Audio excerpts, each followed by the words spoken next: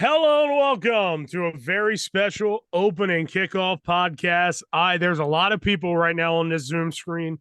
Really excited about that. This is our 10th annual opening kickoff mock draft special. We have gone that long, and we have a star-studded show in store for you guys. Cannot wait. I'm your host, Dave Steinwettle. Peyton Gerard is here with me. Peyton, you look fired up and ready to go. Finally got my squad. Finally got my Steelers. So I actually have some power in my hands. So we're gonna see what we're gonna do here. We're gonna see what everybody does. Where I'm excited. Man, best show we do. We got Brandon Stevens here with us and David Miles are here. They'll get official introductions here in a moment. We got a lot to get into in our 10th annual mock draft special, 2-round edition of this mock draft special. So we're gonna roll through 2 rounds of this, a minute each, for everybody to make picks. And we have a very special guest, so I'm going to tee it up to him first here before we introduce everybody and what teams we have. But that would be Pro Football Network's own and our favorite, one of the smartest draft people we know. That would be Ian Cummings, who gets to play Mel Kiper tonight. Ian, thank you for joining us. This is your second mock draft special. Are you ready to go? I mean, yeah, of course I am. Second mock draft special. I'm a veteran at this point, man. I'm ready to go. We've been here before. I'm happy to be here with you guys again. It feels like it was just yesterday that it was last year's. So time flies for sure. But I'm happy to be here. I'm going to try and be a bit harder of a grader this time. Maybe I'll hand out some Fs. No, I'm kidding. I'm a notoriously easy grader. If you can rationalize it, I'll be fine with it. So, but it's fun, when there's so many different outcomes in this class. I feel like the top 10 in particular is very unpredictable, right? I feel like going down the board, there's a lot of outcomes at stake, and I'm excited to see what happens on Thursday, but just as excited to see what you guys pull out today and see what we come up with.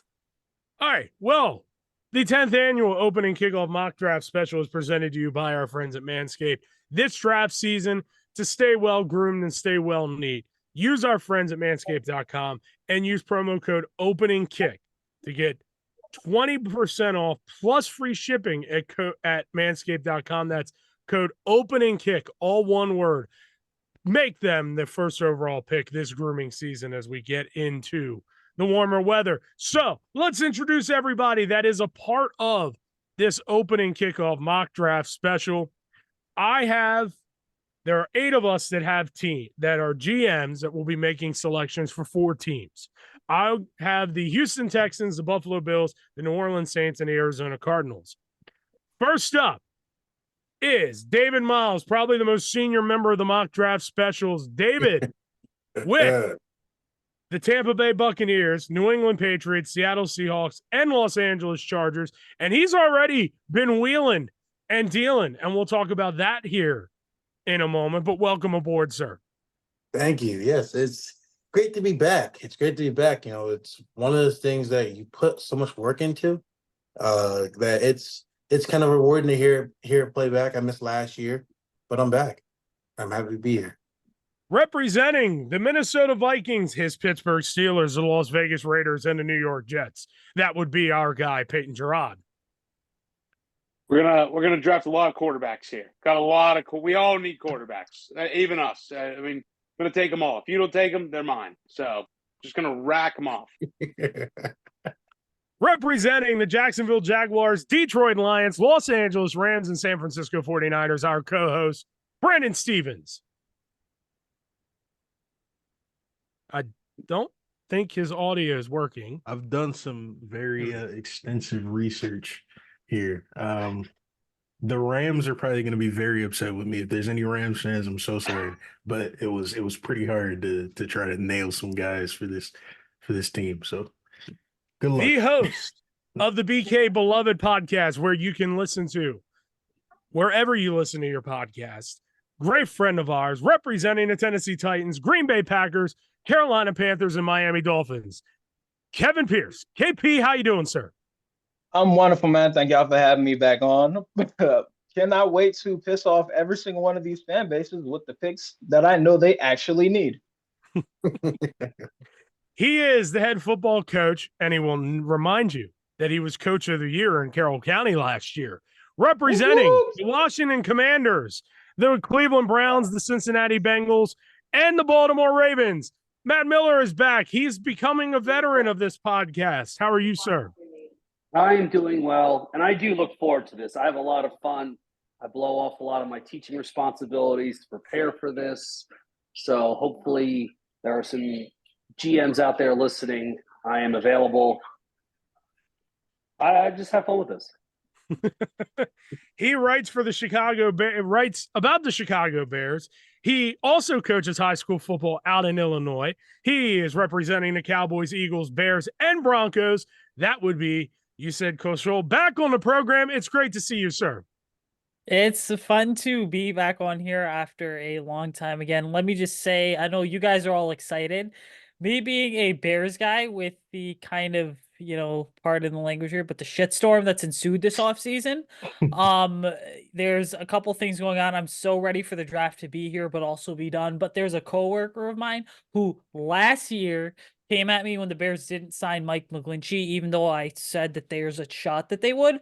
I was like, just watch next year. They're going to have 2 first-rounders, and there's a chance that they take quarterback. And he's just like, oh, no, all you media people, you guys just love to spew your BS. And so here we are. This is a big shout-out to the Sarge. I told you so, my guy. I just need you to know, I am an Eagles fan. Do not make me jump off the Ben Franklin Bridge today. I will. And finally, he is also Carroll County Coach of the Year for wrestling in his first year at Century High School, picking for the Chiefs, the Giants, the Falcons, and the Colts. That would be Zach Blessing. Welcome to your first ever mock draft special.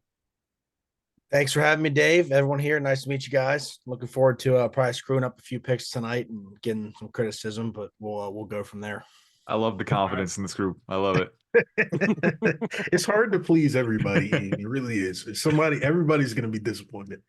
Yes, I've done two of these already, and every single time someone gets pissed at me. So it just is what it is. I will always remember we did a mock draft at Stevenson, and I forget who our guest was.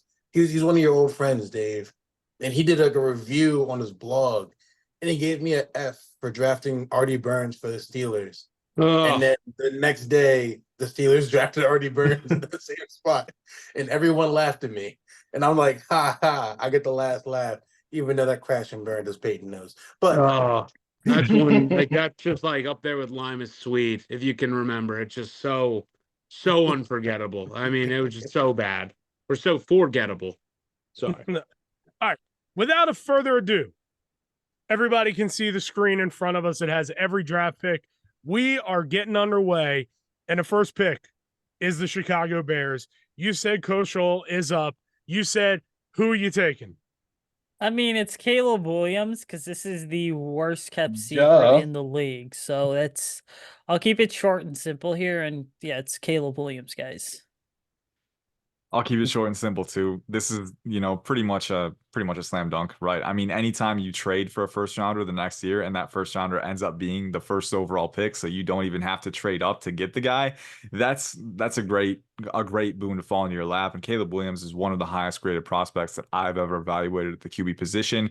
Everyone knows the magical off-script ability, the creation capacity inside and outside of the pocket, but he's accurate. He's got clean mechanics. He's an ultimate competitor. I think this is the guy who can finally help the Bears turn their fortunes at QB, and he has a supporting cast to get it done. All right. So we had a trade in our mock draft special. The New England Patriots traded up from 3 with the Washington Commanders. So David Miles is officially on the clock. We'll get his pick in a moment. The Commanders trade back to number 3, pick up the 34th overall pick in this year's draft. So without further ado, David Miles is up with the New England Patriots at number 2. Does anyone have anything to say before my pick is in? No. You fuck up my pick for the Patriots, I'm jumping through the screen on you. Well, after careful consideration from a couple Patriots people who know the team more in depth than I could find, I know that I won't fuck this up. They all said one thing, my heart said another. I'm not gonna follow my heart today. I'm gonna make some people happy today and pick Drake May. Wow. Drake May would be on my board. That's the pick that I would go with too. Yeah, That's I know Jaden Daniels has a lot of merit as a potential QB2 option, but Drake May is my QB1A to Williams 1B. I'm very high on May, what he brings to the table. I think the athleticism, the off-platform ability for his size is really impressive. The arm strength, the arm elasticity and angle freedom, right? And then, when he was in rhythm, I think the biggest thing is finding consistency. But when he was in rhythm, the flashes of anticipation, DB manipulation, right? Controlling the field and the pocket space all in one. He's got a lot of high-level QB tools that made me comfortable weathering the volatile moments with the mechanics. I think you can fix that, and I think you can get him to become a quarterback like a Jordan Love, right? Who's trending up and has the ability to be a top-end QB in the league. So the third overall pick, the Washington Commanders, who made the trade to trade down and picked up pick number 34, are on the clock, which means Matt Miller gets to make his first selection. Well, I watched draft day about 10 times leading up to this process, and I wrote on my little card, Marvin Harrison Jr., no matter what. Ooh. I look at I see, I know the love's out there for Caleb Williams. I think after him, I just such a mixed bag in the first round with quarterbacks. I think Marvin Harrison is one of the best prospects to come out of college overall in years. Terry McLaurin, you pair him with him, who's had 1,000 yards the last 4 years, I think, with 3 different quarterbacks, and you're going to put Marvin Harrison into the mix in Washington, gives him an opportunity to not have to be the guy, but he can be the guy. Plus, the Commanders have a ton of cap space after this year, so you have some talented offensive skill players that can make it enticing. Coach Blessing, I know you're Cowboys fan, but I bet Dak would be willing to listen to some overtures after next year if the Commanders came calling. So we are taking Marvin Harrison Jr. from the Ohio State. I gotta say, this is a pick that I've never seen so far this cycle. So hats off for originality. And hey, I mean, it's a bold plan for sure, but if it goes according to plan, right? Getting Marvin Harrison Jr. with Terry McLaurin and Jahan Dotson and those offensive pieces, you got a ton of capital to strengthen the roster right now in this class. And then if Dak Prescott becomes a free agent, which is a possibility, go all in on him, get him in that established offensive structure, and you're looking at flipping the order in the NFC East just like that. So there are a little too many variables for me to pass on the QB here. Personally, Jaden Daniels is he's highly graded enough for me and a good scheme fit for the Cliff Kingsbury offense that I would probably take him here. But at the same time, Marvin Harrison Jr. is my top non-QB in the class. He's the top wide receiver prospect that I have ever graded. So, if you want to kick the can a little bit and insert a QB when the roster is fully ready to compete, it's bold, but I can see the reasoning behind it. Well, that just completely screwed up my pick with the Arizona Cardinals at number 4. I'm in a little scramble mode, not going to lie. But I am going to take the next receiver on the board. Give me Malik Neighbors, wide receiver out of LSU. Goes to Arizona. And I will say, there have been rumors across the league that some teams have the wide receivers a little closer than the consensus. The consensus view is that Harrison Jr. is wide receiver 1 in this class. He's my wide receiver 1. He's a lot of people's, but there are rumors that some teams do have Malik Neighbors as wide receiver 1. It's a little closer across the league. So, are the Cardinals one of those teams? We don't know for sure. But what I do know, Malik Neighbors is a complete explosive powder keg of an athlete. This dude is impossible to cover on the vertical plane. And then he's an explosive, twitched up rack threat with that contact balance, that physicality. I think with Kyler Murray in that offense, man, he's the exact type of dynamic weapon they need to command gravity from defenses, but also create for himself at all 3 levels. Pick number 5, the Los Angeles Chargers. We go back to Matt Miller. I don't have Chargers. I have the Chargers. Oh, I wrote the wrong person. My apologies. And my plans got a little wonky here. So feel free to talk amongst yourselves. Yeah, we can review the first 4 picks a little bit. Caleb Williams, pretty easy. Drake May, pretty easy. Again, I think the Patriots need to use that capital to strengthen the roster. They don't have a left tackle right now. The wide receiver group is pretty weak, but I do think you've got that 34th pick. You've got that early 3rd rounder. In my recent 7-rounder, I stacked wide receivers with those 2. I think I got Xavier Legette and Jalen McMillan. So with this class, it's very deep at wide receiver and tackle. I think there is the opportunity to strengthen the supporting cast around Drake May there. And then the Commanders getting Marvin Harrison Harrison, man. That was the wild card. And again, I think there's a lot of variables going into making that plan succeed. But if you're willing to go all in on trying to project a free agent quarterback in 2025, it's bold again. But again, I can see the reasoning because, some teams might not be completely sold on a guy like Jaden Daniels, right? Opinions are different. So we'll see what happens. But that's a fun receiver trio at the very least. Yeah, this is All the right, part where Todd. we flash somebody's highlights on the screen right now. We did that one year where Peyton had it in the background. I think it was during COVID. It might have been. That's All right. right. Peyton was doing Thank draft God. evals in the middle of the mock draft. I'm trying to make a deal on the side, and I didn't want to send that directly in the chat.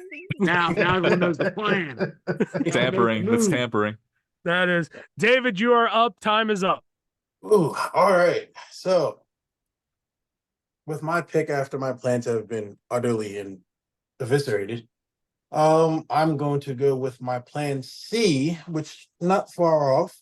I'm going to go in a different direction. I'm gonna get the tackle out of Penn State. I don't know how to pronounce his name, and I've been struggling to get it down. So please forgive me if I ruined his name. Give me a sec. Fashuna. Can Olu the Fashanu? resident? Yeah, I was about to say, Yes. can the resident African step in here? I didn't want to be that guy, but I was hoping you would step in to save me. Olu Fashanu. Olu Fashanu. Yep. And that's his full name right there. But yeah, it's Oldu for short, Olu Fashanu. This is a good pick. I think, Jim Harbaugh has been harping on improving the offensive line. And man, if you want to look at a guy who's been talented all the way back to his redshirt freshman year, when he first had that first start in the bowl game against Arkansas, and you could see the raw talent that was there. But he put it together over the ensuing 2 years. One of the more synergetic pass protectors in this class. Love the knee bend and balance that he plays with and the technical synergy between his lower and upper body. And he's got great recovery athleticism too. I probably would have taken Joe Alt here. He's the personal higher graded OT for me personally, a top 5 player on my board. But again, Oldu is still a top 10 guy. I love the explosion, the power in his hands, the run blocking upside as well. I think he's got all of the tools to be that bookend tackle for the next decade. Zach Blessing up at number 6. All right, I am taking Jaden Daniels, quarterback Ooh. for the Giants. Okay. Jaden Wow. Daniels. Wow. That's crazy that, steal. he was What a able to get steal. there. Yeah. The Giants are a wild card, man. They've got Daniel Jones and Drew Lock, but you can tell it's the worst poker face in the world. They still need a QB. They got 2 and they got none at the same time. So the fact that they were able to get one without having to trade up is a big plus. And the fact they were able to get a top 3 QB in this class, a guy who's a top 15 raw talent on my board and worth this kind of capital.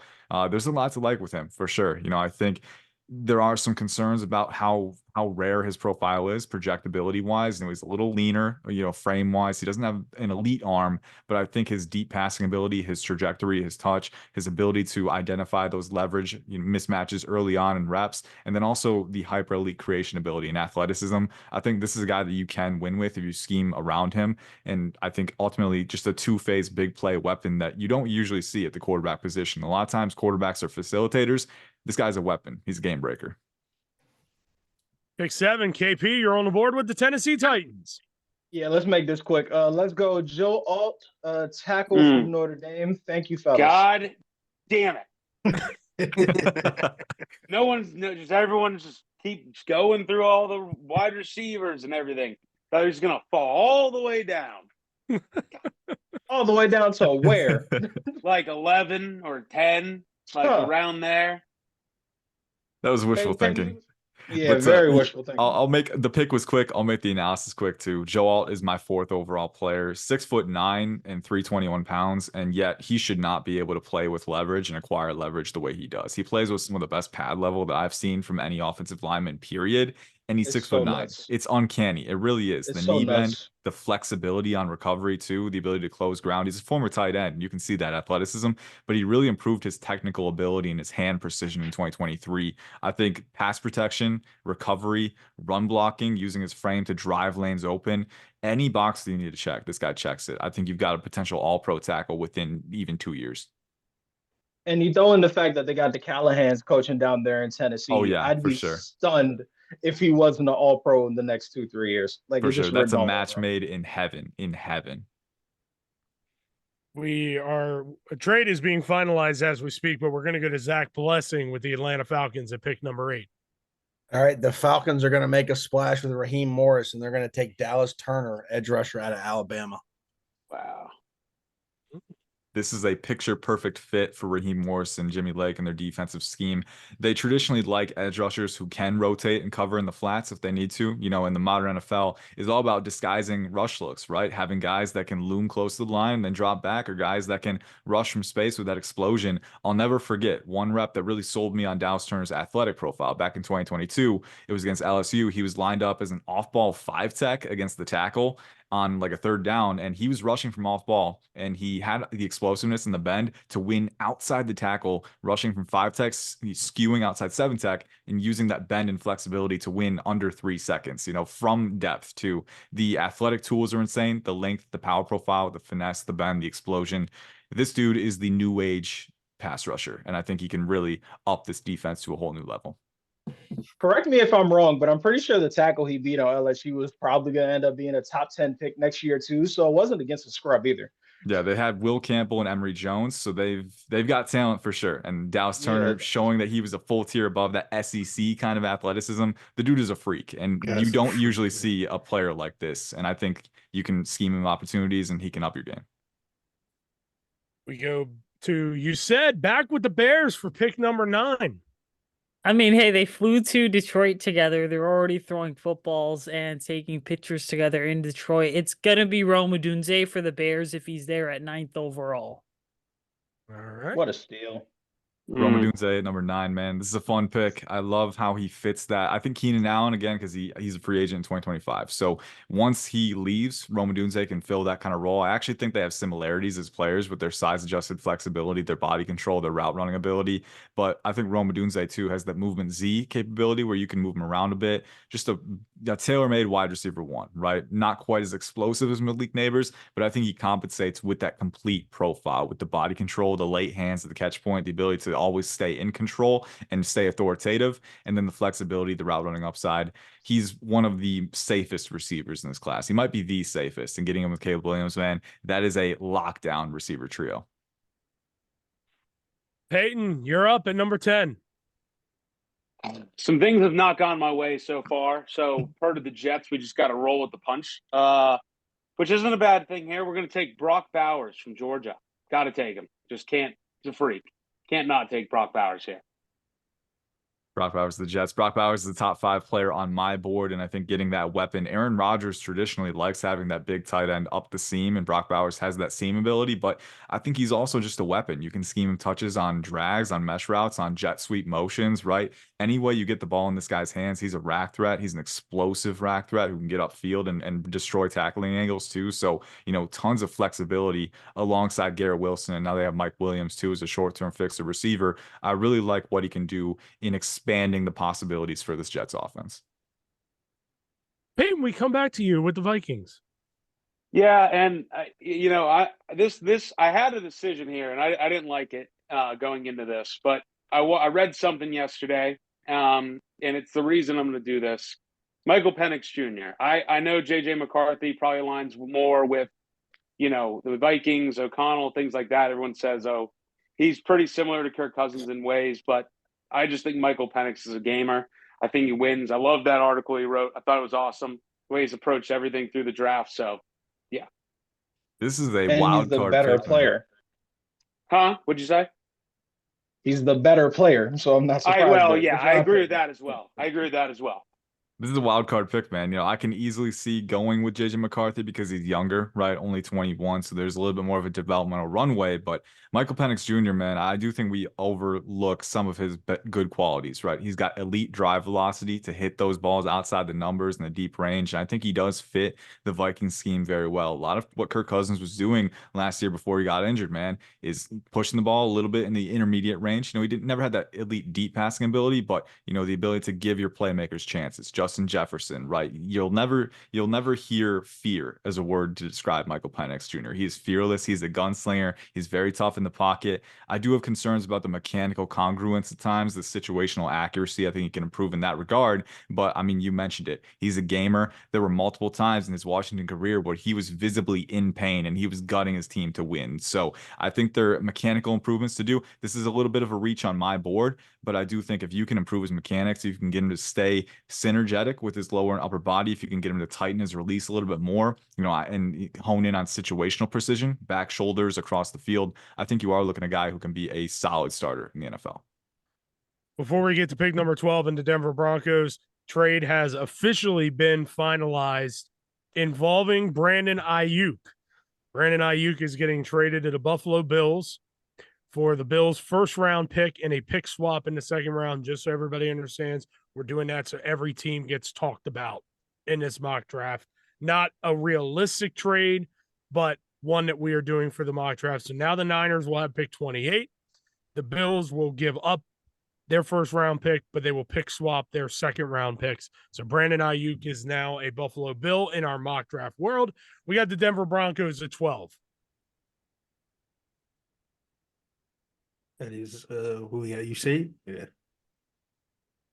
We do. Sorry, I was on my phone. But yeah, I'm gonna go ahead and say that Denver decides to take Jared Verse here, building out the defensive side of the ball. Ooh. This is an interesting scenario because JJ McCarthy is still on the board. We don't know why he's falling. Maybe there was a video late that got leaked and he's falling. But the Denver Broncos are unique because I don't think they're in a position. The roster is still getting stronger, and I think them along with the Patriots are two teams that I am a little apprehensive. Putting a rookie QB in that situation right away. I still think you need a few more weapons if you're Denver. I think the offensive line doesn't have long-term security. So if you're Denver, I would prefer to trade back. But at the same time, that edge room is pretty suspect.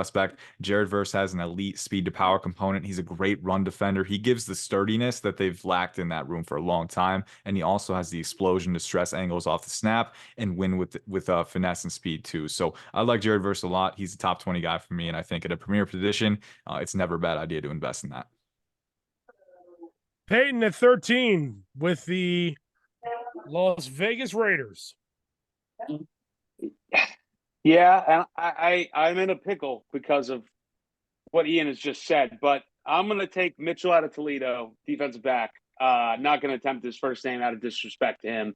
I want to say Quinyon Mitchell, but I might be wrong. So that's what I'm going to take. JJ McCarthy can keep falling. Yeah, Quinyon is good. It's 2 syllables, so Quinyon. Yeah, it's pretty good. But Good job, yeah, this is a good pick. I think JJ McCarthy, man. If it were me, getting a 21-year-old who has clean mechanics, who has enough talent, at this point, if you don't have to trade up for him, it would be tough for me to pass up on him. But at the same time, for the Raiders, you have a decent bridge quarterback in Aiden O'Connell if you do want to keep strengthening the roster and aim for 2025 to add that QB. And Quinyon Mitchell is a very good fit for Patrick Graham's defensive scheme because he plays a lot of off-man and zone at Toledo, and he's very natural clicking and closing, planning and driving. He's an elite playmaker at the catch point with really, really good ball skills, and he's got the ability to play press man too with that quick twitch and that foot speed and short ranges. He showed that at the Senior Bowl. I think if you are willing to punt on quarterback, right, if you are willing to wait until 2025, Quinyon Mitchell is one of the few defensive prospects who does match up with the value of the board at this point.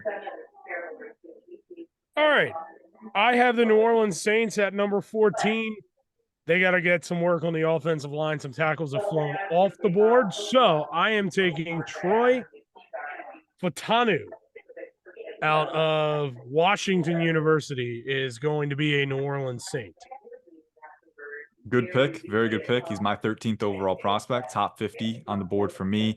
Recovery athleticism is a big strength with him, but he's 6'4", 320, 34.5-inch arms. So got the complete physical palette to be a tackle or guard, and he has experience in both spots. And for the Saints, who have potential needs in both spots, I think that kind of positional flexibility is a very good thing to have, very good quality to have. But I think he can stick at tackle. I think he can be a high-level tackle because not only does he have the physical ability, but he's a very, very precise technician with his hands. He's very good on recovery.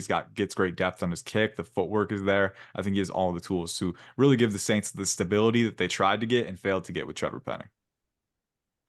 That brings us to the Colts at 15 and Zach Blessing. The Colts are going to take pick Byron Murphy, defensive line from Texas. This is a fun pick, man. I love the outside the box thinking here, and I think with that defensive line rotation in particular, man, because you got Grover Stewart, who they just re-signed at nose tackle. You got DeForest Buckner. You could go with Terrion Arnold here, but I think Quinyon Mitchell would have been the better fit in that scheme. You could have gone with Brock Bowers, but he went off the board already. Brian Thomas Jr. is another player that I would have considered here. I think he's a great fit for Shane Steichen's vertical-oriented passing attack, right? So there were a few options, but Byron Murphy II, if you're looking for a game wrecker, a bull in a china shop with that explosion, that torquing capacity, right? And then he can play at 1 tech and 2i and absorb combo blocks if you need him to. Well, he's very well leveraged. He's very good in run defense, and he's got that explosive, disruptive ability as a pass rusher too. So you're making a strength stronger with this pick, but I can understand it because interior pressure is so important in the modern NFL. Making the quarterback uncomfortable, preventing them from stepping up in the pocket. That is what Byron Murphy does better than most in this class. All right. We just had another trade go down with the Bengals. And KP, correct me, who did the Bengals trade T. Higgins to? The Green Bay Packers for the first round pick number 25 overall. So T. Higgins has gone to the Green Bay Packers, so we will fix that and add that together. What a trade. Boy, a couple of receivers off the board here. We're at pick 16 in the Seattle Seahawks. Yes, the Seattle Seahawks are going to go on the defensive side here and get the edge out of UCLA. I apologize if I mispronounce the name again. I got you. Liatu Latu. See, I was almost there. I was almost there. I'm trying to save you from embarrassing yourself, brother. I got you. Much appreciated, brother beloved.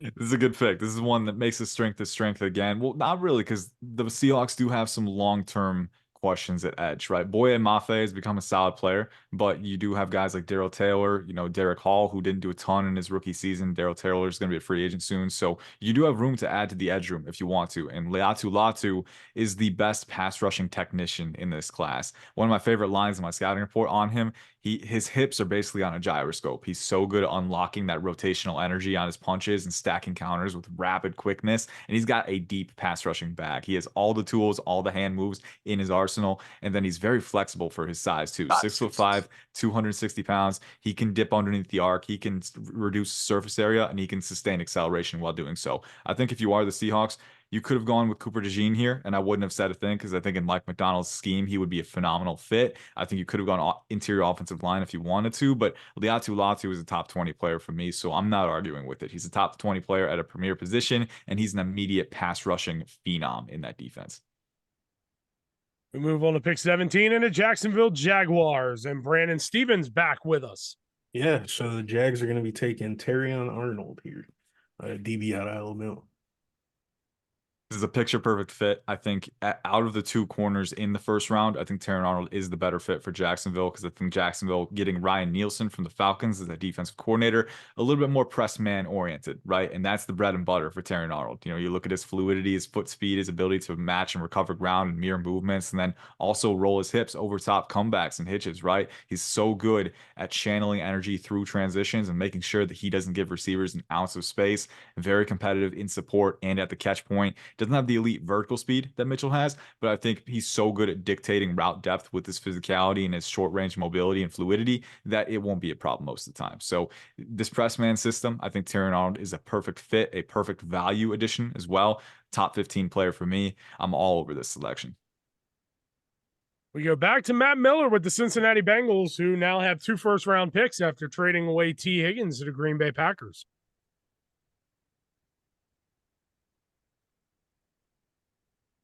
Building Is suspense. Mick on?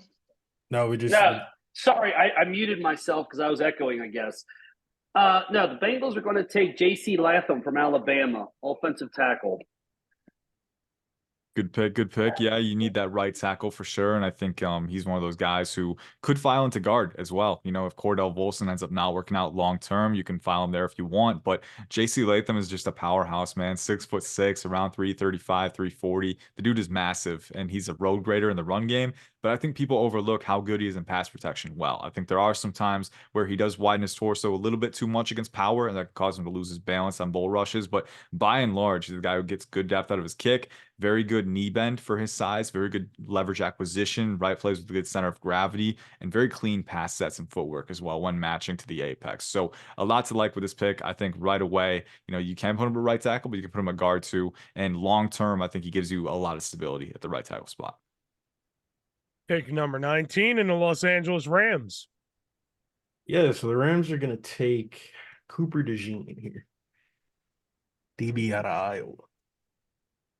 This is a fun pick. I like this a lot. I think, again, creativity is what you need if you're going to scheme DeJean opportunities. And the Rams did sign Cameron Curl from Washington, I believe. So they got that strong safety who can enforce a little bit. It can be versatile. They do have Quentin Lake as well, who played in the nickel late in the year last year and impressed. So they do have pieces, but I think Cooper DeJean can really be that mix and match player.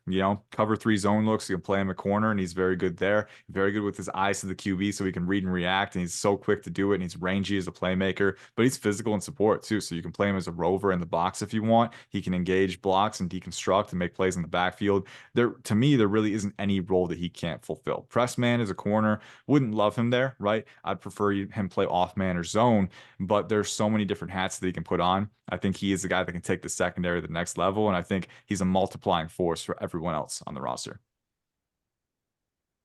Pick 20, the Pittsburgh Steelers, and the guy that roots for him, Peyton Gerard. Ideally, I would have liked to have made a deal, but some people are greedy. So I got to do what I got to do. Brian Thomas Jr. at LSU. Okay. All right. I like it. Brian Thomas Jr. is one of those guys, man, who he fits the Steelers profile, right? When you think about separation upside, but vertical ability as well for Russell Wilson, who's more comfortable working the vertical plane, right? So I think Brian Thomas Jr. has that upside for sure. He's not a finished product yet, but my comp for him is Javon Walker, who went to the Packers early in the 2000s, has that vertical ability, attacks the football downfield, but has the separation upside too with the speed, acceleration, and bend. JJ McCarthy is still falling down the board, man. I'm wondering where he's going to go because we are still waiting for him. 21-year-old quarterback who has the physical tools, man. I think there is merit for him going at some point here. It's just a matter of where it is. KP, the Dolphins at 21. JJ McCarthy will not be going here either. This tackle is tired of us mispronouncing his name, so he wants us to call him a nickname. Out of Oregon State, offensive tackle Tali Fuaga. Taliese Fuaga, big fan of this guy. He is actually my 11th overall prospect. This is a home run pick. I think he can play tackle, but he can play guard and be a potential all-pro guard pretty early in his career as well. Explosive off the line. He's got great power drive and open field as well, but I think his corrective athleticism and foot speed as a pass protector is very impressive too. There are times where his hand precision can improve a little bit, especially against outside counters, but by and large, you're looking at a guy who does have that independent hand usage. He's not too over-reliant on two-hand extensions. My comp for him, if he can reach his ceiling, he's got some Jason Peters to him with the way he launches off the line, with how dense and powerful he is, right? Compact. I have very few bad things to say about this player. I think he'd be a very good starter. All right, that brings us to the Philadelphia Eagles, and you said Koshol is back. Are you ready to make a pick, or do we possibly have a trade brewing? We have got a trade that's actually already been done. So Philly's gonna trade out of 22 with Washington to get 34, 36, and 40. Wow. Okay. Oh, wow. So yeah. The Commanders are completely out of the second round now. So that means we turn to Matt Miller at 22 with the Commanders. Yeah, we'll take JJ McCarthy. There we go. There we go. No, I don't want to hear. Right though. I don't want to hear any. I don't want to hear any ahs. Come on, hey. The first rule of draft evaluation is you got to stay outcome independent, right? We don't know how these prospects are going to pan out, and in the right scenario, he could be a good player, right? I think JJ McCarthy is my QB4, right? I wouldn't take him before Caleb or Drake May or Jaden Daniels, but at a certain point with the right supporting structure, there is something here. I do think he has enough athleticism to change direction is there. I think he's a very natural off-platform thrower when you look at him in boot action rollouts and play action fakes. picks, and his clean mechanics, I think, will be very appealing to offensive coordinators, right? The rotational channeling, right? He's always on his back foot. He's always channeling from his lower body to his upper. That kind of synchronous motion is going to be very appealing for guys who like to keep things on schedule, in structure, right? And then there is the upside there. All the reviews on the character are sound. I think getting him in that structure with Marvin Harrison Jr., you can make something out of it. I think for Washington, being aggressive to get this guy when he's falling is the right call. I think you're doing everything you can to make that work. Well, I'll tell you, my thought was, if we got through the first round with 34, I thought Bo Nix or Michael Penix would be there at 34. So that was my thought. But then J.J. McCarthy's still there. I thought the other picks in the second round would be, I don't say luxury picks, but I don't know. Couldn't pass him up. Yeah, and Michael Penix Jr. was gone too, so there was some scarcity as well, where if you wait too long, you might not get your guy either. So I think with JJ McCarthy, right, there's still work that he has to do with the consistency element of the processing and the field vision. It can run hot and cold for sure, but he's 21 years old. I think Washington has a good enough supporting structure, especially now that you've got Marvin Harrison Jr. You got the receivers, get an offensive lineman in round 3, supplement that area of the roster, and I think you're cooking. Vikings at 23, Peyton Gerard, maybe the quarterback he was going to take, stolen from him. I already took quarterback there. Ding dong. I'm going to take right. Nate Wiggins out of Clemson, defensive back. Nate Wiggins out of Clemson. I like the upside for this one for sure. If I was Minnesota, I would maybe look at defensive tackle, but of course, Johnny Newton, there's some injury whispers with him that might cause him to fall down the board. Nate Wiggins is an intriguing pick for sure. I think, that corner room, you got Byron Murphy, you've got Mekhi Blackman, who you did draft early on in the draft, I think in round 3 last year, and you've got Caleb Evans as well. But no one that would preclude me from taking an elite speed guy like Nate Wiggins. I think that 4.28 speed really shows up on tape, on recovery, but also in support, closing gaps. He's a little bit lighter, but I think there's an outcome where he can be a Dominique Rodgers-Cromartie type of playmaker, right? Where he can make plays on the ball, close gaps, very twitchy, very fluid in coverage, in zone especially, right? But has the twitch to line up an off man as well. So I think a lot of good things to like, especially with Brian Flores, who likes to use, those exotic rush looks and let his DBs loom in zone. I think Nate Wiggins can be an absolute ball hawk in that kind of scheme. Cowboys at 24 with Yusei Koshul. All right, is Fontenot on the board by chance, or is he off the board? He's off the board, sir. Okay, all right. I'm gonna go with tackle here because they lost Tyron Smith. So let's go Amarius Mims for this one. All right. There we go. Someone wanted Mims. Amarius Mims, man, he's a fun player for sure. I think at his age, a lot of the things that you would expect a guy that young to be bad at, like leverage acquisition, right? Especially being 6'8", right? Like you would expect him to be bad at pad level management, right? But he's actually pretty good, pretty sound. I think better than Broderick Jones was last year in that department. You want to see him improve his independent hand usage and his counter work, right? But a lot of times he's so athletic and so long and so strong that if he latches, you're done. You're just out. So, I think staying healthy is the biggest question mark for him. He only started, I think, 8 games in his collegiate career, and there were times where, he would start a game and then have to leave early multiple times. So durability, you want him to stay available, but if he can, I think there's the upside for him to be a very solid starter at left or right tackle. Pick 25, the Bengals, after trading away T. Higgins. Back to Miller. All right, it's physical in the AFC North, so they're going to take Zerjon Newton from Illinois. I love this player. There we go. Johnny Newton, man. Johnny Newton. He's my 12th overall player, I believe. So Awesome name. Yeah, awesome name, man. I know he likes to go by Johnny, but Zerzan Newton is pretty awesome too. So I mean, either one you want. Johnny Newton is it's my 12th overall player. He's got that profile where he's more of a sawed-off rusher, but he can play from 3 tech. He can rush from 5 tech as well. He's a really good one gapper in a run defense as well. He's got the leverage, the play strength, but his ability to rush the passer is kind of what sells him here. And I think they got Sheldon Rankins as that 3 tech as well, so you're really strengthening that rotation. Ideally, Cincinnati gets a nose tackle later on in the draft, but Johnny Newton has the motor, has the explosion, has really good flexibility for a DT as well, and the hand usage arsenal is precise. It is tenacious. He's got all the tools to be an impact defender. Tampa Bay Buccaneers at 26. Come on down and make a selection, David Miles. As I walk my way down, I'm sad that my original pick, Nate Wiggins, went earlier, but I'm going to go with my backup and pick my guy, Kool-Aid McKinstry. Oh, okay. All right. I love this. You want to talk about great names. I was Yes, gonna sir. say you just beat Yes, me sir. to it. Best, awesome name. Coolest name. Guy's Kool-Aid coolest is like kid.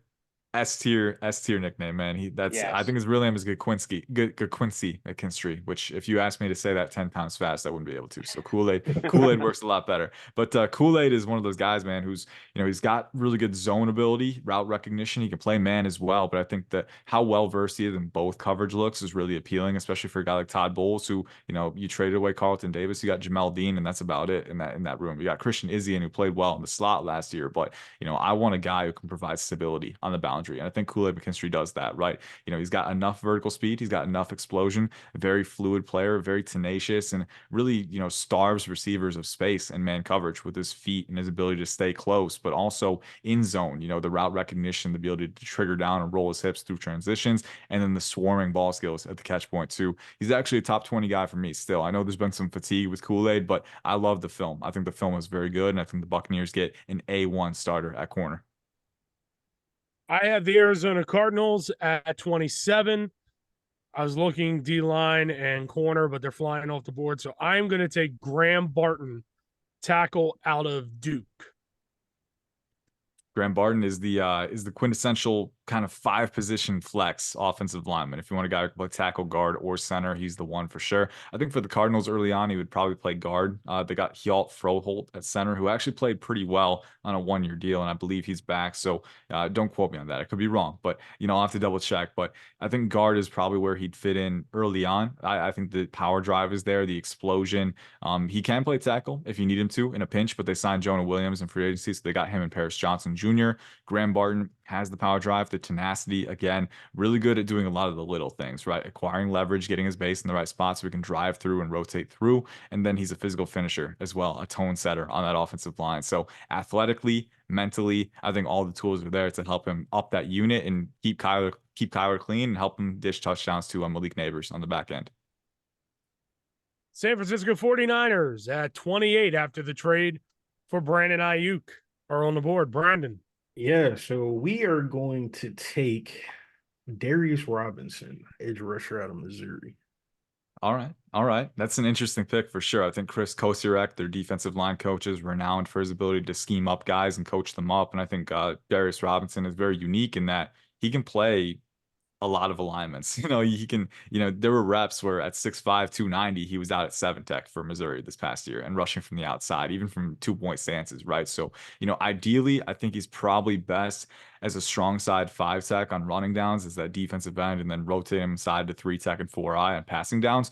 But you can use him in a lot of different ways. And I think he has some upside. I think he has the upside to be a Danico Autry type of player with that explosion, with that power profile, with that flexibility as well. I think he can be a joker who you can move across the line and just kind of mix and match and let him feast on mismatches, right? I think that power is there. I think the agility is there, and the ability to stack counters. He's flashed the ability to do that as well. So this is a really good fit because this is a guy with all the tools and all the upside in the world, and he has the coach who can get him to that ceiling. All right, we're going to make a quick switch here because I am an idiot and read these teams backwards. So the Niners are not taking Darius Robinson. The Niners are taking Xavier Worthy. I read it backwards. My God. Yeah. When I said it, I was like, that is not. But Ian had already started. So when he was already going, I was like, I'm not gonna disrupt this here. But it's so now we just need an Xavier Worthy recap. So the 49ers are taking Worthy.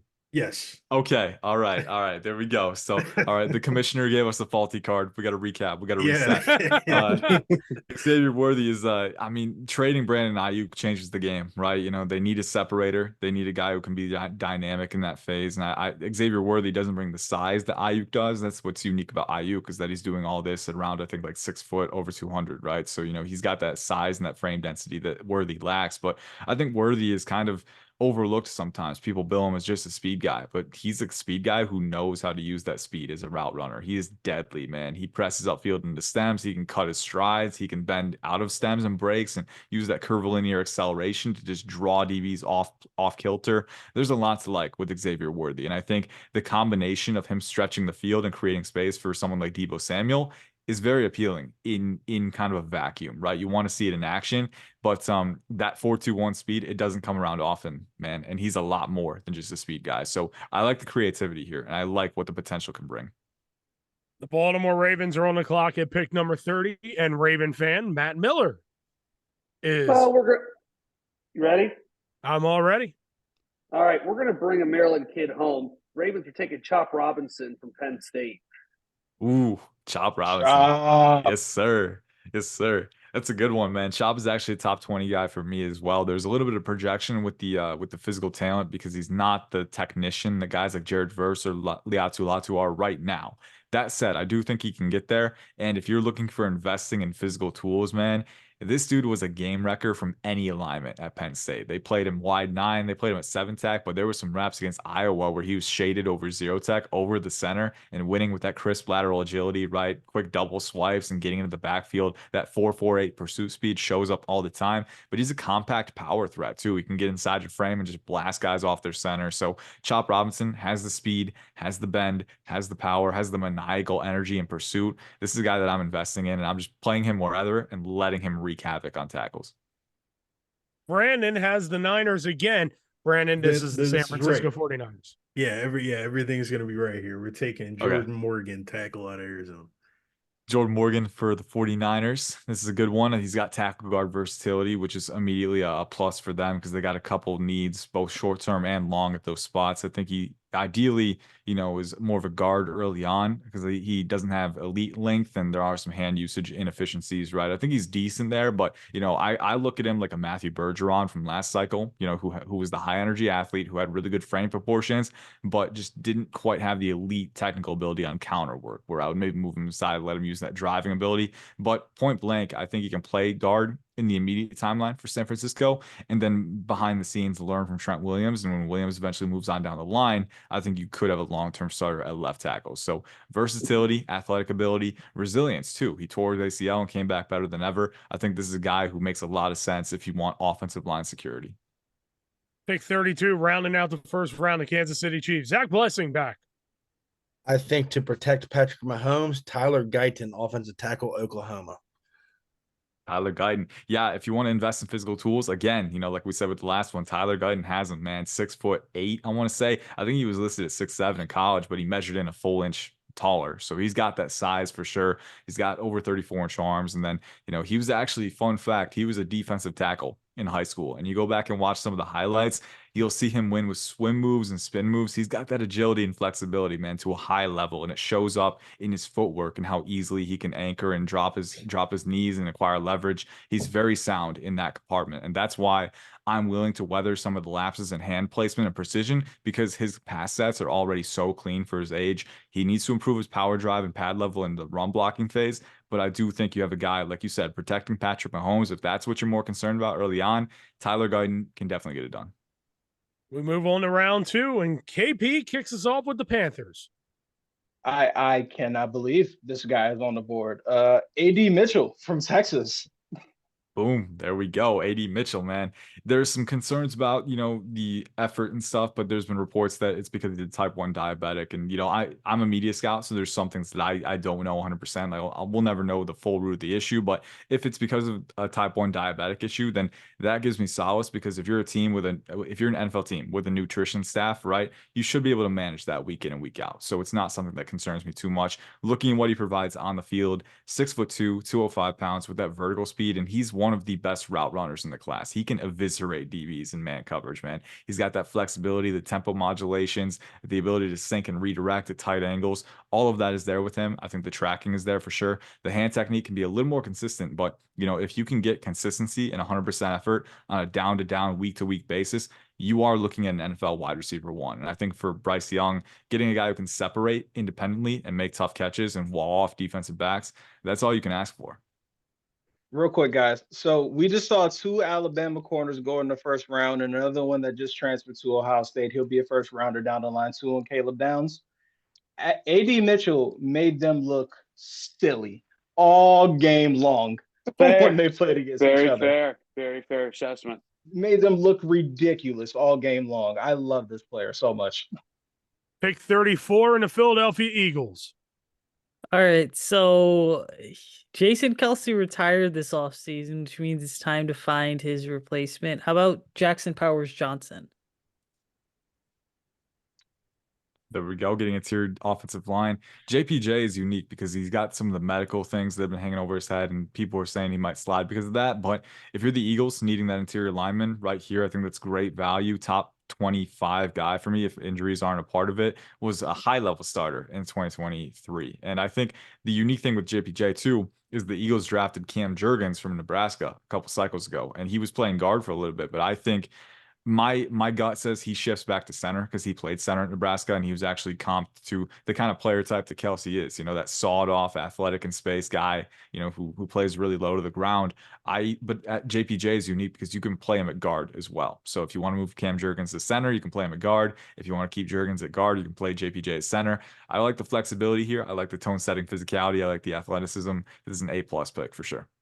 Can I say something real quick about him? I've been using the Ringer as a good big board thing, and it has like shades of people. His is shades of SpongeBob SquarePants. I'm not sure what that means. His body type, man. He skips leg day. He skips leg day. It's just the weirdest thing I've ever heard. I've never seen someone of the Ringer write SpongeBob SquarePants in seriousness. Look up his body type and you'll see it's weird. Like, he definitely skips leg day, but it doesn't make an effect because he's still got that power drive. So I don't know where it comes from, but he's definitely one of those guys who's, some people have, chicken legs.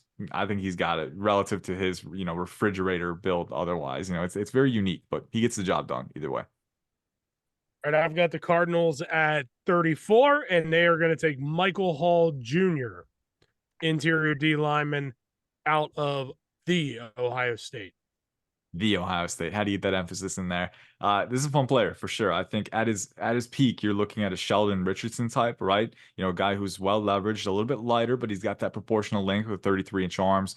I want him to be a little more disciplined in run defense, but he's explosive. He's very agile. He was giving Senior Bowl offensive linemen fits with that explosion, that lateral agility, that overall athleticism, and he can win with quick swims. I think he's got enough bend to stunt outside and kind of, rush from different alignments. So for the Cardinals in particular, right, getting that disruptive force we know Jonathan Gannon likes to have in the defensive scheme, I think this is a good fit. Obviously, some projection involved, a little bit higher than I would have taken him, but I can definitely see the reasoning because of the physical talent that's there. Back to the Eagles at 36. All right.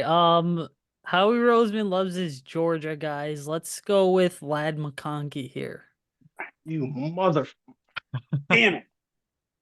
Ladd McConkey, man, this is a good one. This is a good one for sure. And it looks like someone was going to try and get him. So unfortunately, but yeah, no, I think as a wide receiver 3, man, he's a great fit for between Devontae Smith and AJ Brown. He's got that. I like to call him a turbocharged technician because he's got that vertical speed. He's got that explosion, that short area change of direction, and he uses it well. He can put defensive backs on a yo-yo string with his ability to stack directions, to, manipulate with head fakes and things like that. My comp for him, I think he can be a Greg Jennings type for sure. A little bit leaner, not elite in contested situations, but he's such a good separator that it doesn't matter a lot of times. And he does have strong hands over the middle of the field. So I like him a lot. Great wide receiver 3. I think he makes that offense elite.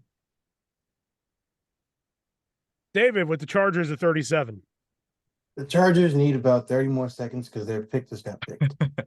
Okay, so while you're waiting, I just want to thank our draft analysts on behalf of our Caucasian brothers for not comping Ladd McConkey to Cooper Kupp, Julian Edelman, Danny Amendola, or insert white slot receiver here. I'm so sick of hearing it. I'm like, that's so lazy. He plays nothing like those guys. Yep.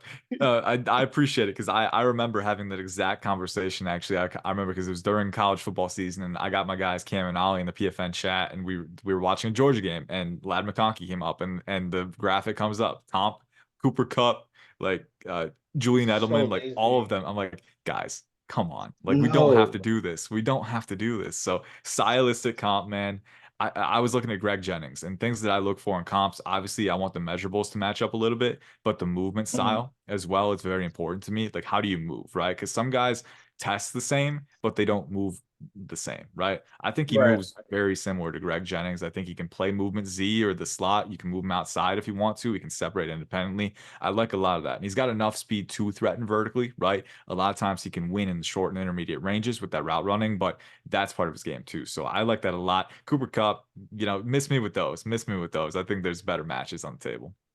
It's just lazy. Yeah, it's just lazy. You know, Lazy. it's matching. It's the same thing as comping a Drake May to Mitch Trubisky or CJ Stroud to, you know, Cardell Jones, right? Like it's helmet scouting is what it is, right? It's just Thank using you. those cosmetic factors to associate, right? You know, we as humans need to understand how biases work and how we can avoid that. And I'm getting on my soapbox here, but you know, we can avoid that. But it's an important thing, man. It really is. You gotta expand beyond that. Back to the All right. Chargers. The Chargers with this pick, after contemplating on going a different direction or not, we decided to stay in that same direction and go with Xavier Leggett. You We got a lot of Awesome people voice. sniping today. Awesome voice. Awesome voice. Crazy Exa- voice. Xavier Leggett, yeah, his voice score alone is A plus, but he's a fun player, man. I think 6'1", 220, and I finalized him late in the process, so I knew he had that size speed profile for sure. But watching his route running, I think there is some room to improve the consistency, especially on comebacks and hitches again. But he can expand and retract his strides. He can stop and cut and you know, kind of break and reduce his momentum abruptly. And you know, he's got really good blind spot awareness too. That was one thing that really stood out to me. He can use his speed to press upfield into stems and get DBs to turn their head, and then he can cut right back. So you can tell that route intelligence is there. People will be scared about the late breakout, but he dealt with a lot of adversity. He lost both of his parents. He was in a motorcycle accident, and he got through all of it, and he became a very good player in his final year. So I think Xavier Leggett, the best is still ahead. You're working with an elite size speed profile with route running upside and the ability to snare really tough catches beyond his frame. And he's got that rack utility too. So for the Chargers, adding that weapon for Justin Herbert, I'm all for it. KP, you've got back-to-back picks here with the Titans and the Panthers. Yep, and I'm going the same position on both. So let me get Keon Coleman from Florida State for the Titans, wide receiver. I like this. I like this fit a lot, man. I like this fit a lot. I think he's the guy who you gotta scheme him opportunities early on. I think he is still developing a little bit as a route runner. I'm bullish on his development in that area because things like leverage IQ, flexibility, I do think he has those enough to expand his route tree. But you got DeAndre Hopkins on the boundary, who's got great chemistry with Will Levis. You've got Calvin Ridley, who you signed as that movement Z. I think there's an opportunity for Keon Coleman to be that big slot weapon who can just separate on quick slants and mesh routes and just get the ball in his hands and let him use that rack ability. But then you can use him in the red zone too, with that ability to go up, box guys out. You know, Will Levis, he can trust him in contested situations too. I really like the fit, and I think you can weaponize him early on while he's still becoming an independent separator. Back to KP. And the Carolina Panthers will be selecting Malachi Corley, Western Kentucky wide receiver. Panthers are doubling up a receiver here, man. Oh my goodness. I gotta say though, I think these receivers complement each other perfectly.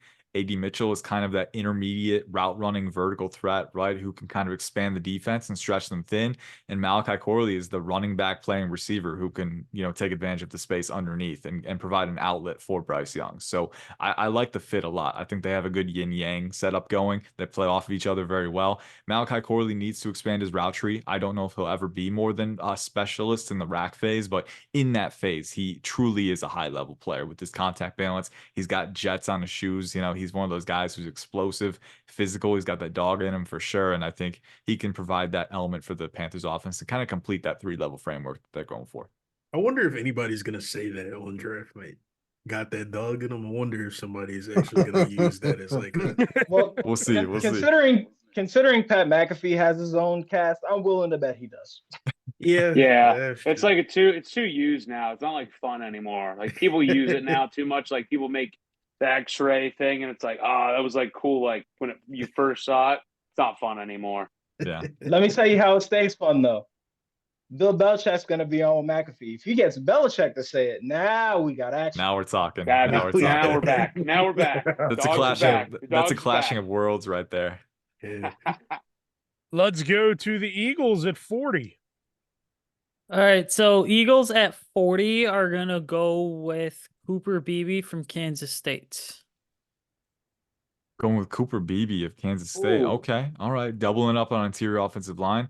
I like it. I would have maybe gone in a different direction considering they just got JPJ and Cam Jurgens can play center. So but I do like it. I think if JBJ moves to center, you can move Cooper Beebe to guard. He's got that. He eats nails for breakfast, man. I mean, his toughness is insane. He's very physical. He's a tone setter. He's a finisher for sure, and he's very great out in space. He's explosive. He's kind of a compact, sawed off guy who can get out in space, acquire leverage well, and he's very high IQ in both pass protection and run blocking as well. So I would have maybe gone corner here. I know they don't like to pick corners in the early rounds, but with the needs that they have at that position, I would have maybe considered that. But again, boosting the offensive line, always a decent call. Packers at 41. KP. The Packers will be selecting. This is the one name I could never get right. Kingsley, the offensive tackle from BYU. You got me on the pronunciation for the last name? Kingsley Suamataia. Thank you. Yeah. Yep. I think the Packers, they love athletes at offensive line. That's one thing we know. And we know Suamataia is an athlete. I was looking at his tape, when Blake Freeland was still there, and I thought he was just as explosive as Blake Freeland. Obviously, he didn't test quite as well, but I think that explosiveness off the snap, launching to his assignments in the running game, definitely shows up, and he's a very physical player again. I think there's still things like balance that he can improve on. I think sometimes he'll lurch beyond his center of gravity and bend at the waist a little bit, right? And sometimes he'll extend while his feet are set, and he needs to, recalibrate before extending, kind of get that synergy down. But explosive, physical guy who does flash good synergy and pass protection. The glimpses are there. You want him to be more consistent on a down-to-down basis, but I like the upside, and I think he can play guard if you need him to as well. So, a lot of versatility, a lot of upside, which, those are the Packers' MO at offensive line. I have the Texans at 42 making their first pick, and they are going to take the linebacker out of Michigan, Junior Collison. Junior Colson, man. Junior Colson is such a good story. He came from Haiti, and he ended up being an all-league defender at Michigan. And there were games where you could see he had two clubs on his hands. And there's literally a quote where he says, like, hey, as long as I can still move, I'm going to be out on the field, right? So that kind of toughness translates in the NFL. And I think getting him in that room with DeMeco Ryans could be a very fun thing. We know the Texans signed Azeez Al-Shaair from the Titans, who I think is a very underrated player. I think he'd be a very solid starter for them at linebacker. You've got Christian Harris, who had some good reps, still a little inconsistent. Henry To'oTo'o was a good tackler, but I think Junior Colson gives you the 3-down upside that you really want at that position. He's already a very good coverage linebacker. He has blitzing ability as well. And I think the biggest thing he can improve on is processing in the gaps, in between the tackles, right? But if he can get that part of his game down, he's got the coverage ability, he's got the blitzing ability to be that kind of weapon at the second level. So working with DeMeco Ryans, to me, that makes it even all the more exciting. Pick 43, the Atlanta Falcons, back to Zach Blessing. Ennis Rakestraw Jr., cornerback out of Missouri for the Falcons. Love it. Okay. All right. Yeah. Sticking with defense in a less offensive division potentially. Yeah, that's a good fit. That's a good fit for sure. I think press man is where his bread and butter is, right? So I think, dictating releases, he's got that fluidity, that foot speed. He's very physical again. I think he's explosive enough. He doesn't have elite vertical speed, but I think he has enough. The thing that would concern me with him is that the fluidity is very good on the lateral plane, but when he needs to sink and redirect on comebacks and kind of, reduce inward, right? That's where he can struggle a little bit. Also can improve at tracking the football, but he's physical in run support. He's really good at dictating depth on releases. He's got that short area of agility and malleability. And, I think he's a guy who can dissuade quarterbacks from throwing his way entirely with that ability. So I like him a lot. He's got the length, he's got the physicality, the fluidity, the foot speed to be a really solid player. Who was the pick again? I missed it. Ennis Rakestraw from Missouri. Yeah. All right. Doesn't screw up my pick. So we flip it over to Peyton and the Raiders. Somebody stole the direction I was going to go. So I'll start it off. I'll start the fire sale on it if anybody else wants to. I'll go Trey Benson out of Florida State, running back. Ooh. First running back off the board. I like it. Yeah, Trey Benson is my RB1. So 6'1", around 220. I love the vertical running that he has, the speed, obviously through the tackles, but he's got really good forward pressing physicality and contact balance as well. And there are bright flashes of receiving ability too. So I think he's a guy who right away can command volume, but also potentially be a 3-down threat for you. And after losing Josh Jacobs, we know they need that. They have Zamir White, But I think you can get a guy who's a little bit better bet to be that kind of volume back right on day one. He's got the vertical speed to take things to the house if he gets space too. So Trey Benson, like him a lot, physical, dynamic, all the tools you want. The Saints are back on the clock, and the Saints will be taking Zach Frazier, center from West Virginia. And part of it is his comp is Eric McCoy, who is already on the Saints. Okay. All right. It's difficult because Eric McCoy, I don't know his contract situation off the top of my head. So I don't know if they would need that. But they could play Frazier at guard if they wanted to. He was a 4-time state wrestling champion in high school. So leverage is a strength for him for sure. He's got that strength. He's athletic enough for sure. I think the strength of his game beyond that strength. I've said strength like 4 times, 5 times now in the last 2 seconds. But the biggest plus of his game is the football IQ. I think in the run game, he gets to his landmark. He's very good at hinging around and sealing off gaps. And he's good in pass protection too. He's got good hands, good feet. If I were the Saints here, I would probably have looked at the edge position if I could, maybe get this trenches on the other side of the ball. But they've had so many questions on the offensive line in recent years. Like if you spent your first 4 picks on it, like I could see the reasoning behind it because it's a problem area for them. We go back to Zach. He's got the Colts at 46 and the Giants at 47. The Colts are going to take Edrin Cooper, linebacker, Texas A&M.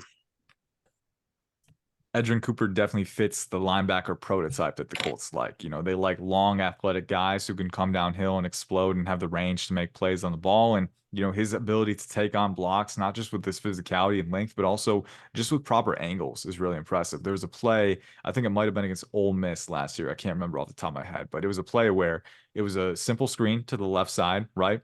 And he recognized it instantly and just had the closing speed to close like 20 yards in 2 seconds and then get ahead of his block and shrink down and rotate and still make the tackle at such an imbalanced angle. His ability to disrupt in the box is top notch, and he's got coverage upside too. I think he can prove his technique, but the length, the explosion, the range, all of those things fall under the Colts categories of what they look for. So, I think the Colts picked Byron Murphy II in round 1. I would have probably looked at corner or wide receiver here, or maybe even tight end. But, again, Edrin Cooper with the athleticism that he provides definitely can be a playmaker. Back to Zach at 47 with the Giants. Mike Sainristil, cornerback, Michigan. Oh, there we go. That's one of my guys, man. That's one of my favorite players in the entire class. Mike Sainristil is a top 50 player for me. And I think, getting that nickel defender, right? The Giants have, I believe, they got Deonte Banks last year. But aside from that, their corner room is pretty sparse right now. So I think getting that slot guy who can play strong safety or even the boundary in a pinch if you need him to, he's undersized, but that's pretty much the only knock on his profile for me. He's explosive. He's got vertical speed. He's got playmaking ability as a former receiver. He's a dog in support. I said that again. I don't want to say that again. I'm getting stale already. You can tell. But he's very physical and he's a good blitzer as well. And I think, what makes Sanders still my favorite though, because he's explosive, physical, one of the most intelligent defensive backs in the class. His ability to maintain route relationships in zone, pass off and carry, right? But very instinctive, quick to react. I think this is a glue guy who makes your entire defense better on day 1. We go to Brandon at pick 48. Jags are going to be doubling up here, and we're going to take Kamari Lassiter, DB from Georgia. Kamari Lassiter. All right. So we got Terrion Arnold in round 1. We got Kamari Lassiter in round 2. My only concern is that this corner room doesn't have elite vertical speed. I think Arnold has passable vertical speed. I think Lassiter does play faster than his 40 time, but I would be concerned about vertical separation on the boundaries here. That said, Lassiter is one of those guys, again, who compensates with that short area agility, that fluidity, that hinge freedom, right? He's very good at transitioning 180 degrees and following guys, and he's a good playmaker at the catch point. One of the best support DBs in the class too. It's just, if you're the Jaguars, do you need to do 2 corner picks in a row, or could you go with wide receiver or something else, right? So maybe spread out a little bit more. But I do think Lassiter and Arnold at their peak can be a very good CB duo. Yeah, I All only right, we went go- double DB because Trent Baalke was insistent that they wanted to add to that room. That's like the only thing that I've seen him say this offseason. So I was like, I'm just going to go DB. For sure. Matt Miller is back with us with the Bengals at 49. They're going to take Roman Wilson, wide receiver from Michigan. Roman Wilson, man, one of my favorite underrated guys in this class. He's actually, I comp him to, and this isn't a one-to-one comp, but I do see a little bit of Chris Olave with him. I think Chris Olave, some of the things that made him so proficient as a prospect, obviously the speed and the explosion, but Chris Olave to me and Roman Wilson have similarities as separators with how they use that athleticism. I think with their bend and their curvilinear acceleration. Some guys are, a little bit sharper, a little bit more abrupt in their movements, like an AD Mitchell, right? But Chris Olave and Roman Wilson, they really win just by carving through with that speed and bend. And that's one thing I love about Roman Wilson. I think he's got good ball tracking ability, good vertical athleticism, really good blocker for his size as well. Utility player who's got that movement Z ability and that slot ability. And I think he could be a target funnel right out of the gate. We're up to pick 50. We're getting towards the end of this, and Ian is probably getting very thankful because he's repeating himself now. All the right. Eagles. Is Marshawn Nealon still on the board? Or I did believe he so. get taken? Yes, he is still on the board. All right, let's go Marshawn Nealon from Western Michigan here. Add something to the trenches. There you go. There you go. I think that's a good pick for sure. 6'3", 270, 34-inch arms. So that power profile is definitely there. The bend capacity isn't quite there as much, but I think NFL teams are really going to like him. In fact, I think he could be a surprise first-round pick when the draft actually happens. We'll see, but explosive, really good power profile. Again, and he was used kind of like a battering ram on that Western Michigan defense. There were reps again, kind of like Chop Robinson, where he was shaded up over zero tech and just rushing inside and letting his length do the work for him and caving in the pocket. So you've got a high motor guy with the power profile that consistently create indents in the pocket and make the quarterback uncomfortable. And for the Eagles, I think that's the exact thing that they still need. You got Bryce Huff, you got Nolan Smith, you got Brandon Graham still, right? But I think getting that power profile who can really make life difficult is the way to go. And Nealon has that profile. Peyton at pick 51 with the Steelers. Obviously I'd like to go center here, but the guys I'd like to take are gone. So I'm going to go Patrick Paul out of Houston. Patrick Paul, okay, all right. It's a little reach.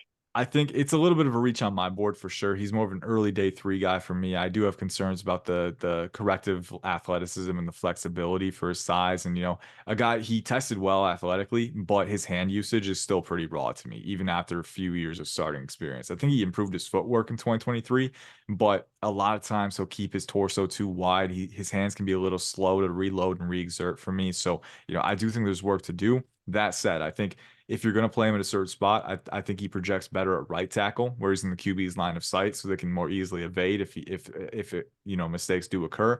And with that, you can move Broderick Jones to left tackle. So there is an outcome where that can happen. I think there's some projection with Patrick Paul, but if he can reach his ceiling, he can be a good player. We get a pick 52 in the Los Angeles Rams and Brandon Stevens.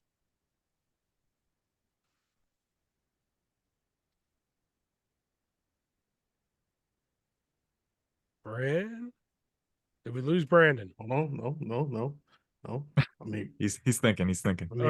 He's thinking. Great pause. Great radio right there. Excuse me. My apologies. My apologies. The Rams are going to take Andrew Phillips, DB out of Kentucky. Andrew Phillips. Oh my goodness. That's an interesting pick.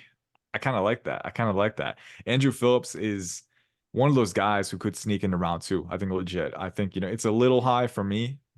Personally, I wanted to improve as a playmaker at the catch point. I think that's one area where he can improve. But, if you think about the translatable traits at corner, right? You got to have that transition freedom. You got to be able to move, right? And that's a simple way of saying, fluidity, agility, explosion. He's one of the few corners in the class that scored a 9 or above for me in all of those categories: explosion, fluidity, agility. I think he has all of the short area mobility factors that you want from a corner. He can play the boundary or the slot. He's physical in support. I think provides a lot of the elements to make a really good starter. Let's go to the Eagles again. They have dominated the second round. All right, so we're gonna go with Troy Franklin, wide receiver from Oregon. I don't know how he fell as far as he did because he's being mocked as a first rounder for some guys. Troy Franklin. Okay, all right. Didn't the Eagles pick Ladd McConkey earlier too? Yeah, did. but Okay, you can never have too many pass catchers. They're right? loading up. They're loading up, man. Yeah, no, I like that for sure. I think Devontae Smith can be that 3-level separator. AJ Brown could be that play strength guy who could win the catch point, also in rack, and he's a pretty good route runner too. Lad McConkey is your movement Z who mixes the matches between them, and Troy Franklin can be your resident vertical threat. You know, just let him use that long strider speed on the vertical plane. I think there are some things that he can improve on with the route running. He's not the best tracker in contested situations, right? You know, but I think at his peak, you can get a type of, you know, a Robbie Anderson type of weapon, right? Who's maybe not the best in contested situations, but has that dynamic vertical speed and is pretty fluid as a rack threat too if you get him the ball. So he's a weapon in your rotation. And you mentioned it, you can never have too many. And especially in this wide receiver class, double dipping that's all right in my book. Cleveland Browns at 54. Matt Miller making the first pick for the Browns. Yeah, I mean, I feel like they have a lot of solid depth. And I really had Troy Franklin written down for the Browns, so you kind of caught me off guard there. But we'll take, I feel like you could never have enough edge guys. So we're going to take Chris Braswell from Alabama.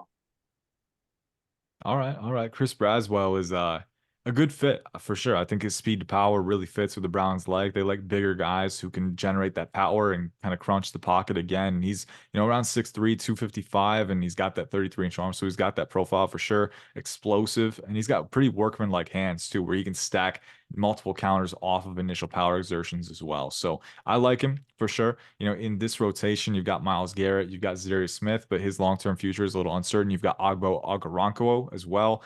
Alex Wright, who you drafted, who could have that upside, but Chris Braswell factors in well. Again, I think that speed to power can make an impact right away. All right, we go to the Dolphins at 55 and KP. Miami Dolphins are going to go Braden Frisk from Florida State, defensive tackle. Braden Fiske from Florida State. Yes, sir. This dude has the motor. He's the motor monster. He is always giving 150%. I love the way he plays. And I think the way he plays is a large reason why I struggle to see an outcome where he's not at least moderately successful in the NFL because of how much energy he brings. He doesn't have long arms, 31-inch arms, a little bit tall sometimes with his play style, but he's explosive, he's tenacious, and he can rush from a lot of different alignments, and he can hold up and run defense too. I think his, you know, for his size, being a little leaner for his size, does have surprising play strength and you know, sturdiness against combos. So Braden Fiske, like him a lot, and I think his energy sets the tone and is something that you can, you know, rally around. Cowboys at 56. You said All back right. to you. This is probably the most Cowboys pick ever, but I can totally see the Jones family pulling know the where trigger you're going on with this. Braylon Allen. Braylon Ooh. Allen. Okay. All right. A little rich for me personally, but I would probably go Jonathan Brooks here. Braylon Allen is the thing with Braylon Allen is that he's 6'2", 245, and he's not always the best at driving power, right? And then he doesn't have the lateral agility to be a very good finesse back either. He can be light on his feet when making quick redirections, but you know, not a guy who's going to make defenders miss, you know, over and over again, right? So I think as a power back who's young and can take on volume, I definitely understand it.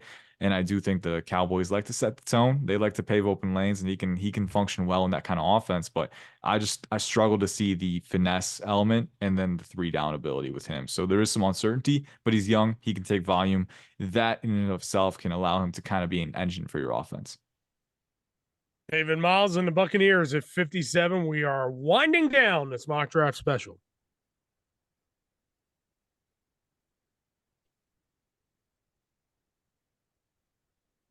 David? You're on the clock, buddy. The suspense is killing Oh us. my! I was muted. My bad. Mr. Softy drove by, and I didn't want y'all to hear it. It is about so- that time. Yeah, and it's look either way. We're gonna replace Devin White and go with Peyton Wilson. Peyton Wilson, man, if he can stay healthy, that's the key. If he can stay healthy, he can be a good player. But his frame he's kind of scary because he's 6'4". His frame is really light and narrow, and then he had, I think, 4 season-ending injuries, 3 or 4. So definitely a lot to work through. But when he's on the field and when he's healthy, the dude is a mosquito. He's always around the football. He's got the range. He's got the short area agility for his size. He's really good in coverage, right? He plays like he's like 5'11", like a corner. Like he's so fluid on redirections. He's got great blind spot awareness too. So if he can stay healthy, you're looking at a guy who could be the best linebacker from the class. That's the key point. That brings us to the Packers at 58. KP. I've been going back and forth between like 4 different edge rushers here.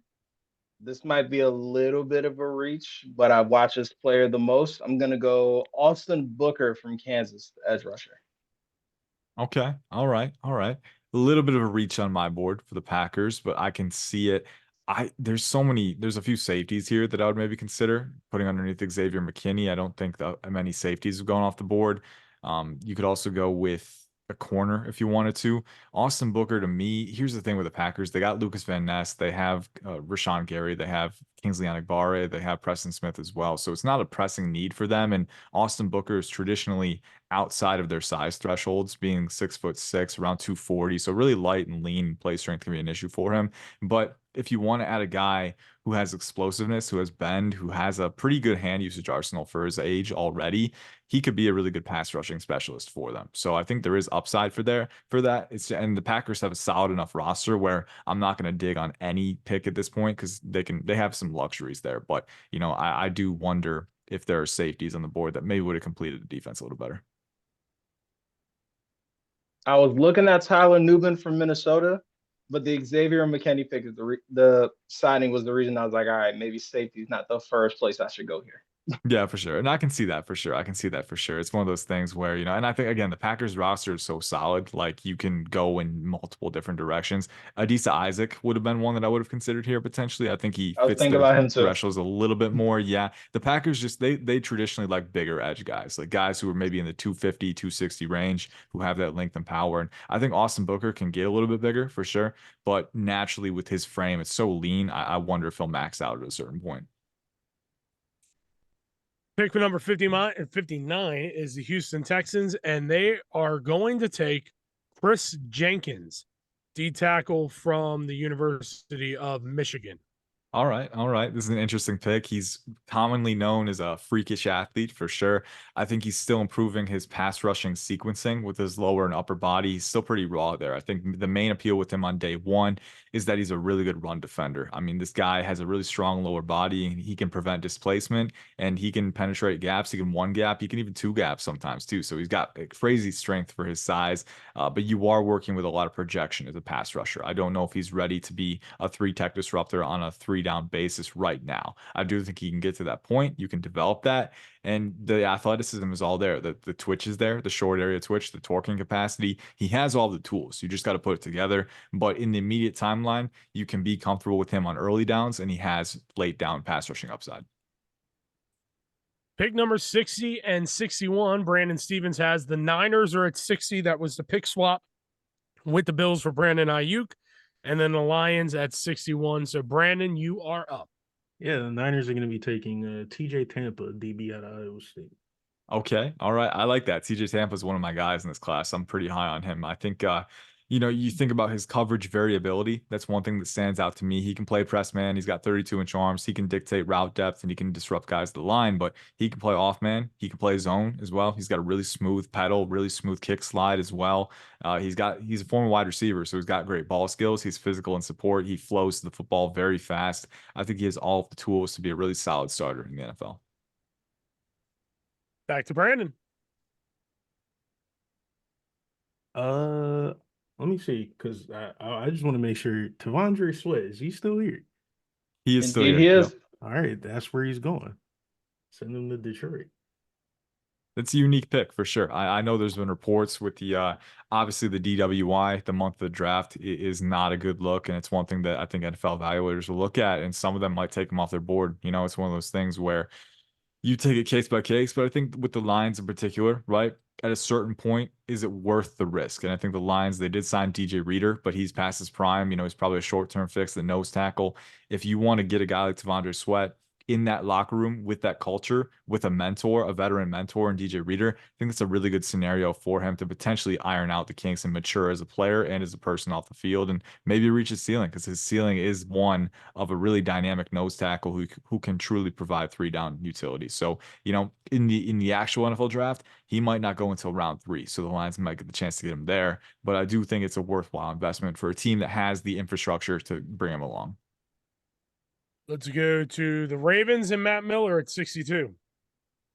All right. Well, Derrick Henry can't do it alone, so they're going to take Jonathan Brooks, running back from Texas. Okay, this is interesting. Derrick Henry, Jonathan Brooks. You got Keaton Mitchell coming back off of injury too. This is like thunder, and lightning. It's a little bit of both. It's a fun pick for sure. I think Jonathan Brooks, he's a slasher, man. You know, get him out in space. He's got the explosiveness, but he's really good at stemming defensive backs in open field at the second level and manipulating them into clearing open lanes for himself. And then he's a forward pressing finisher. I think he's got some similarities to Marion Barber III with his running style. Again, that slasher with that explosiveness, that long strider athleticism, but he's got some physicality to him too. He's not an elite brawler, but he's got kind of some grading play strength where he can keep his leg churn going and finish runs, and he's got some receiving upside too. So I like him a lot, and I think Derrick Henry is getting up there, so you can have more insurance at the running back spot if you're Baltimore, and he provides that. The Bills make their first selection at 63, and they are going to take Jalen Polk, wide receiver out of Washington. My gosh. This is one of the best picks in the draft. This is one of them, man. Jalen Polk is my guy at wide receiver. He's my third. I believe he's my 36th overall prospect in the class, so I would have considered him right outside of round 1. I'm that high on Jalen Polk. I think two things that, Puka Nacua, what allowed Puka Nacua to succeed as a rookie, right? Obviously, getting in that situation with Sean McVay was very beneficial, but he was very alignment versatile. He could play slot, movement Z, boundary, off motions and sweeps, right? But then at the same time, too, that versatility as a route runner, that flexibility, he could convert at the catch point with the best of them, right? The body control, the hand strength, the coordination, and not claustrophobic at all with defenders inside his frame. I see all of that with Jalen Polk. I think he's versatile. I think he's an elite converter at the catch point, and he's got some fluid rack too. So love this pick. Love this pick. One of the best value additions in this draft. And finally, the Chiefs at 64. Zach Blessing, round out our mock draft special. Ricky Pearsall, wide receiver, Florida. Ooh. That's kind of scary with the Chiefs. That is kind of scary. Pearsall is one of those guys who I don't think he plays up to his 40-yard dash all the time. I think there's some times where he can channel that explosion and speed a little bit better on the field, but he's a surgical route runner, man. I mean, he's so good at stacking redirections, again, manipulating DBs, and he's got hands of steel at the catch point. There was that one catch that everyone looks at, right? The one-hander with a defender inside his frame, just crushing him. But there are a lot of examples on tape where he flows the football really naturally and has really good hand strength against contact too. So really solid player. I think a high floor guy. Oh, wow. Did you hear that? That was lightning. That was big. Oh my God. That was huge. Oh my God. All right. But Ricky Pearsall, that's the kind of effect he can have for the Chiefs. That lightning in a bottle. If you want that lightning for your offense, Ricky Pearsall has that. Oh my gosh. All right. Well, that is going to do it for our 10th annual mock draft special. Our thanks to all our GMs. Ian, I'm going to leave you, let you have the final thought. Give me who you think out of our GMs had the best draft and maybe one that you're kind of on. And by the way, KP just brought up a great point. Bo Nix did not get drafted.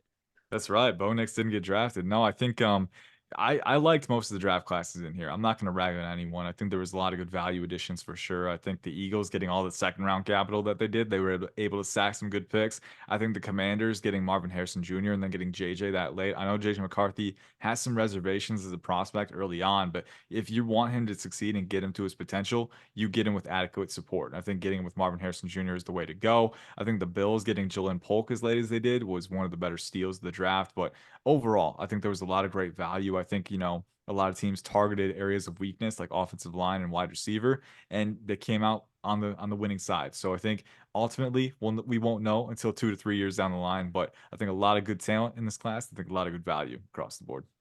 I will say this now. If we don't go receiver at 28 on Thursday, you might not hear from me next week. I just want to put that out there. Well, that is going to do it. Our thanks to Ian Cummings of Pro Football Network. You can read his stuff online. He will be having great tweets out Thursday night breaking down all the first round. Our thanks to Matt Miller, who looks like Sarah's about to fall asleep in his lap right now. She does a little camera shy. To you said Coach Scholl for joining us, for Zach Blessing, his first appearance. For KP, you'll hear me on KP's podcast this weekend breaking down the NFL draft. Why are there balloons coming? What the? It ain't me this time. It ain't me this time. It's not David this time. For Brandon Stevens, for Peyton Gerard, for David Miles, I'm Dave Stamino. This has been the 10th annual Opening Kickoff Mock Draft Special.